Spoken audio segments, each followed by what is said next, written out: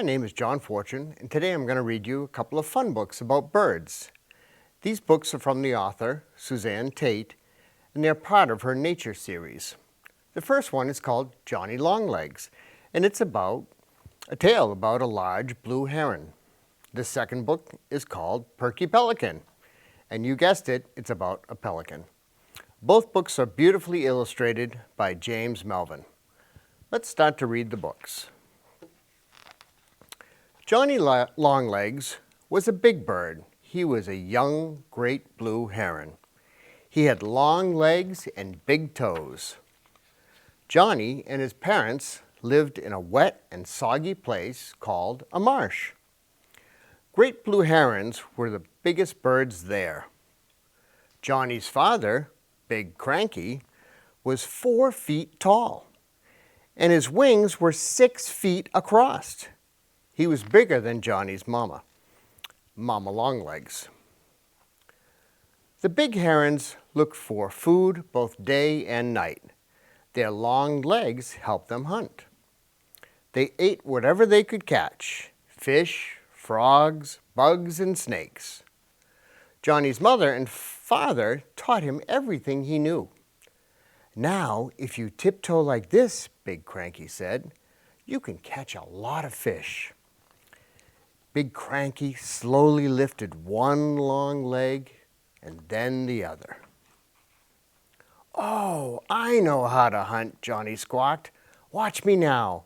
I'm ready to grab a fish." But he splashed along in the marsh and all the little fish swam away. "Crack! You'll have to do better than that," squawked Big Cranky. "Watch me carefully this time and you will learn how to hunt." "Yes, your father is the best hunter in the marsh," Mama Longlegs said. Big Cranky stood still as a statue. His large toes helped him to stand on one leg for a long time. Suddenly, he stuck out his long neck and grabbed a fish with his sharp beak. "I can do that too," Johnny Longlegs thought. He went to a place where no one could see him. Then Johnny tried to tiptoe, and he tried to stand really still. Soon he caught a little fish. "Now I can hunt like a big bird," the young heron thought happily. About that time, Johnny saw something dark in the water. "There's a fish," he thought. He dived in for it with his sharp beak, but it was a squiggly, wiggly snake. It turned its head and tried to bite Johnny. But the young heron quickly threw the snake into the marsh. The snake was stunned. Then Johnny picked it up and gulped it down. Johnny Longlegs felt like a big bird, but suddenly he was afraid. He wasn't alone. There was a strange pink bird standing in the marsh. Johnny Longlegs was excited. "I've never seen a bird like that," he thought. He quickly flew to the marsh where his parents were. "Mama, Mama, I saw a strange, scary bird, a pink one with long legs." Mama Longlegs was standing quietly in the marsh. She cleaned herself with powder made from her own feathers. "You must be mistaken," his mother said. "We never see any pink birds in our marsh." "But I saw it. I really did," Johnny squawked. Big Cranky was nearby and heard him. "What are you squawking about?" he asked. Johnny Longlegs told his father about the strange bird. "I'm scared," squawked Johnny. "You don't need to be afraid," Big Cranky said, "just because it's a bird of a different feather." "I will fly with you to see it," he said. The two herons flew to the spot where Johnny saw the strange bird. There it was, a big bird with pink feathers, standing alone in the marsh. About that time, helpful humans came along. Johnny and Big Cranky quickly flew to the top of a tree. They were skittish and didn't like to be near humans. But the helpful humans were only there to watch and count the birds. They were surprised to see a pretty pink one. "I've been reading a book in school about pink birds," a young girl said. They're called flamingos. The shrimp they eat make their feathers pink. This flamingo is far from its home and must be lost, her father said. It will soon be too cold for it to stay here. Johnny and Big Cranky flew back to the marsh where Mama Longlegs was feeding. They told her about the pink bird. We will leave that strange bird alone so it can catch the food it needs, she said. There is plenty here for the rest of us. But the flamingo flew away one day. That pink bird is smart like we are, Mama Longlegs said. It knows that cold weather is coming. We big birds always know what is best for us to do. Johnny Longlegs flew to the top of a tree. Quack, he squawked. He felt proud to be a big bird. And that's the end of Johnny Longlegs. Let's go on to Perky Pelican, the tale of a lively bird.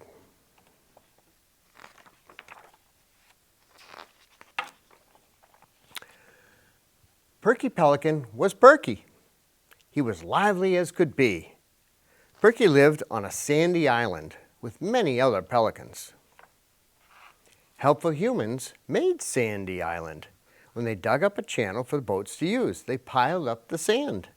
The sand formed an island, a safe place for Perky and his family. Perky's mother made her nest on Sandy Island. She placed sticks one at a time on a bush. Then she covered the sticks with grass. Perky's mother laid 2 eggs in her nest, and Perky's papa took turns with her caring for the eggs. They kept the eggs warm by wrapping their feet around them. Mother Nature gave pelicans hot feet. Perky was the first to hatch. He pecked and pecked so hard, peck, peck, peck, that the egg nearly jumped out of the nest. Perky's little sister, Tammy, hatched 3 days later. She was smaller than he. At first, Perky and his sister had no feathers. They looked like baby dinosaurs.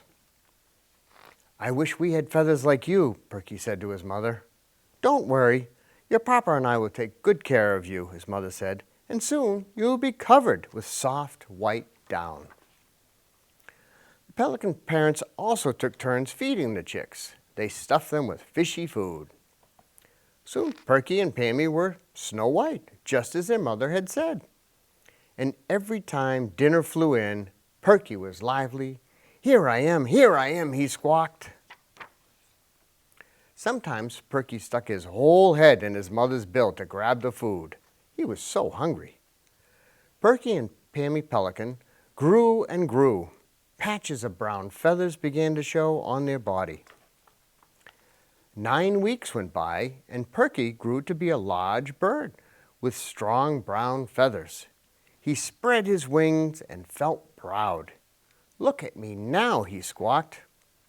Well, it's time for you to learn to fly and catch your own fish, said Perky's papa.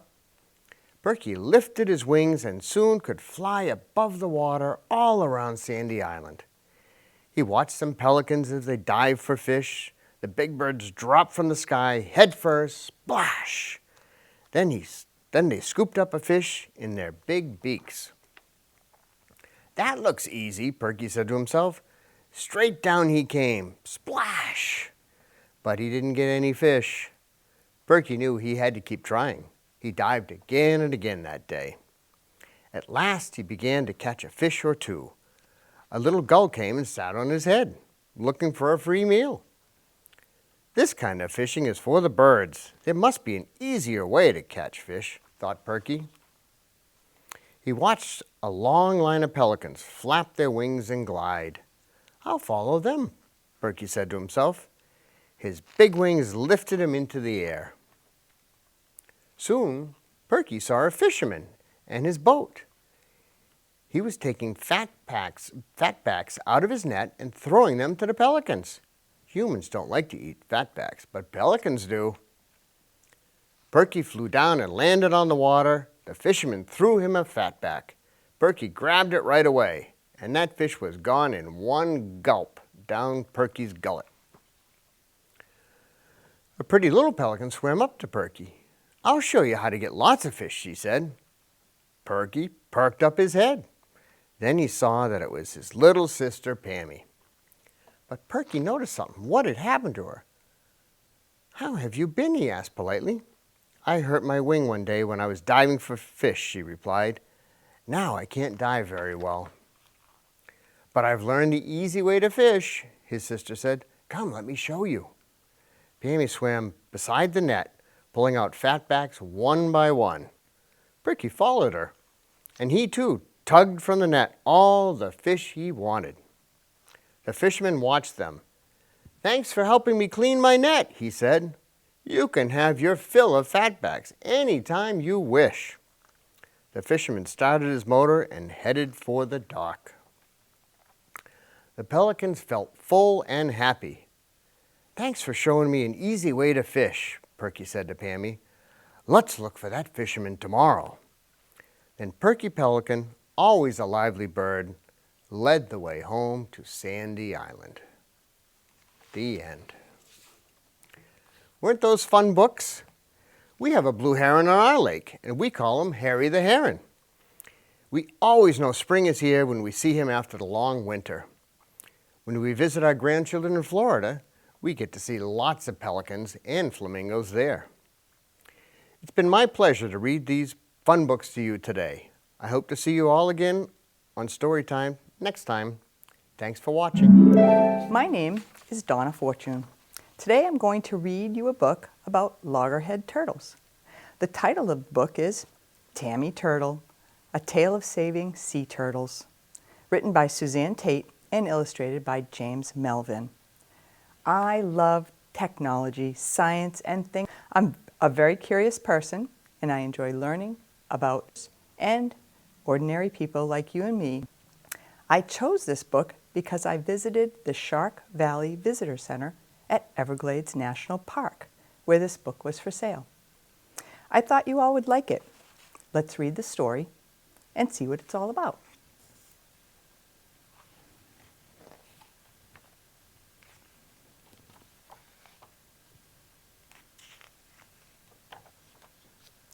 One dark night, Tammy Turtle hatched from an egg in a sandy nest.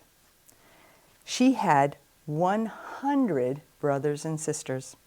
They hatched that night too. Tammy and the other turtle hatchlings were tiny. They needed help.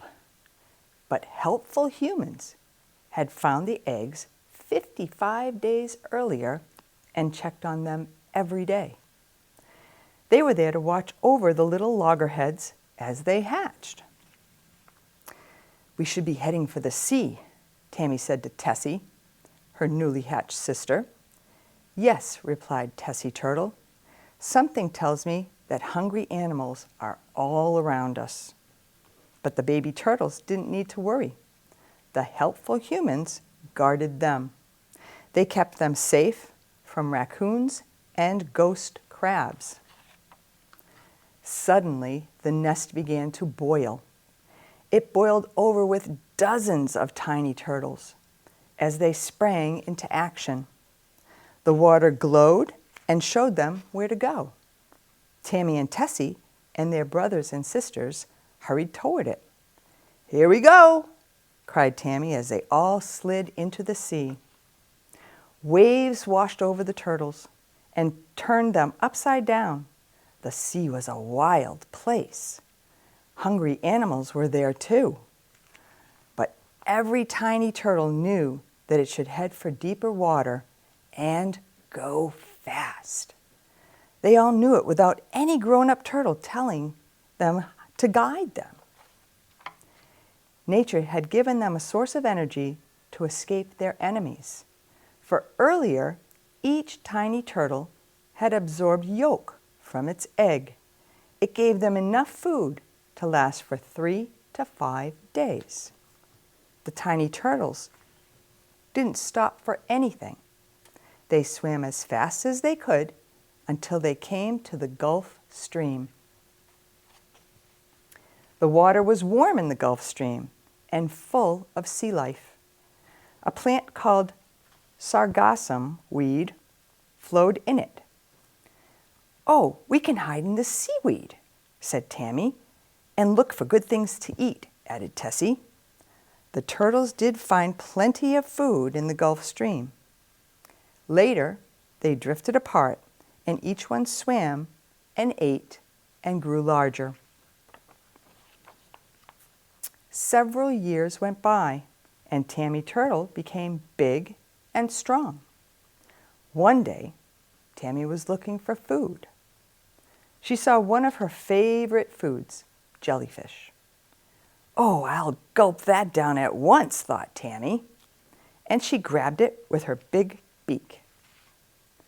But it wasn't a jellyfish. It was a plastic bag left by careless humans. Tammy Turtle felt sick after eating it. She could not even swim well.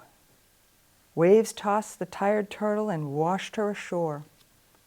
Again, helpful humans were there and found Tammy. "Maybe we can save the sea turtle," they said. "We will take her to a place where she can rest and get well." So they took Tammy Turtle to a science center. She was put into a large tank and cared for every day. Soon, Tammy was well enough to return to the sea. A tag was put on one flipper. The tag would tell humans about her if they found her again. Then they took Tammy to the beach. A man came with his camera. He put Tammy Turtle on TV. And a crowd of people came to wish her well. Tammy thought, humans really do care about me. But it's time to say goodbye. And she crawled into the sea. Time passed, and Tammy became a full-grown mother turtle. One dark night, she crawled ashore. She came up on the beach to lay her eggs in a sandy nest. Soon, another turtle slowly dragged herself out of the water. "Tessie, is that you?" cried Tammy. "I've come to lay my eggs too," answered Tessie. It was most amazing. Tammy and Tessie had come back near the beach of their birth to lay their eggs. Helpful humans came to the beach and quietly watched the mother turtles. The big loggerheads dug deep nests in the sand with their back flippers. Tammy and Tessie acted as if they were in a daze. They didn't notice the humans at all. The turtles quietly laid their eggs and then, using their flippers, covered the eggs with sand. When Tammy and Tessie were finished, they slowly crawled to the water. They never looked back at their nests and swam away in the sea, just like their mother had done years before.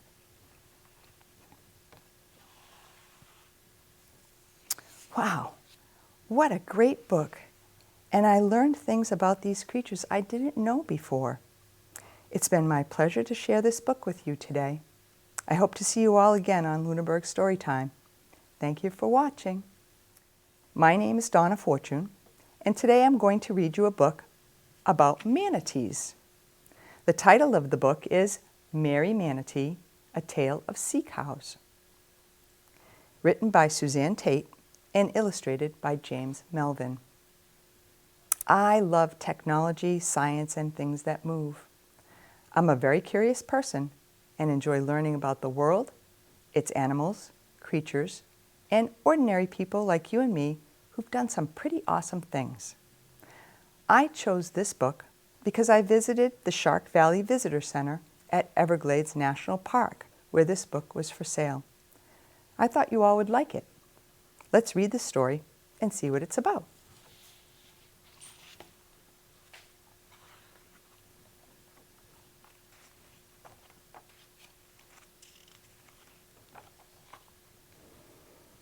Merry Manatee was a sea cow. She weighed over 1,000 pounds. But Mary was shy and harmless, a gentle giant. Merry Manatee was hungry all the time.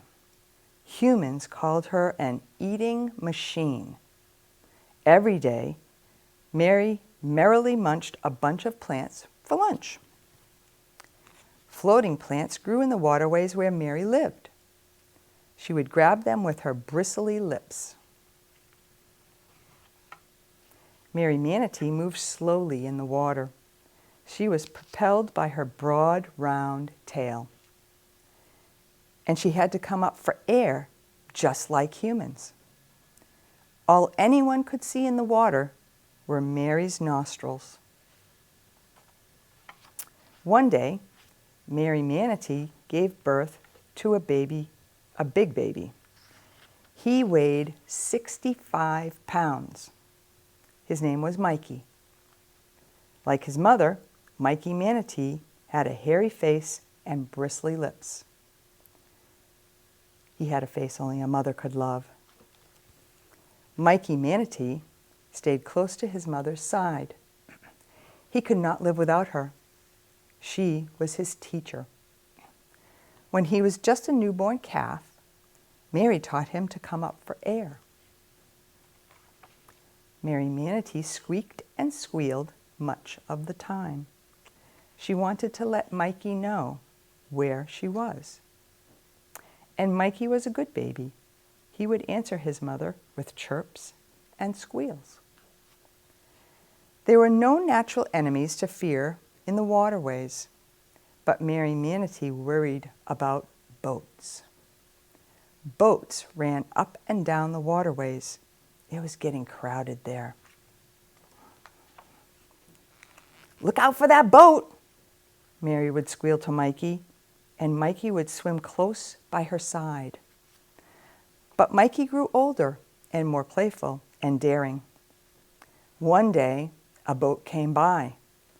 There was a little girl riding in it. She saw Mikey and waved to him.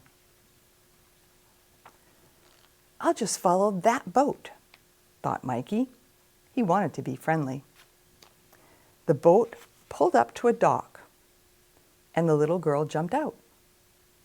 "Hi there, Hairy Mouth Harry," she said. Mikey Manatee was happy. He had a new friend.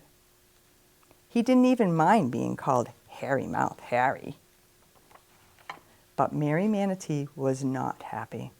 She didn't want Mikey near the boat. The boat's propeller could hurt him badly. Come back," she squealed as she swam up. "I wish I could stay," chirped Mikey. But he did what his mother said. He swam back to her side.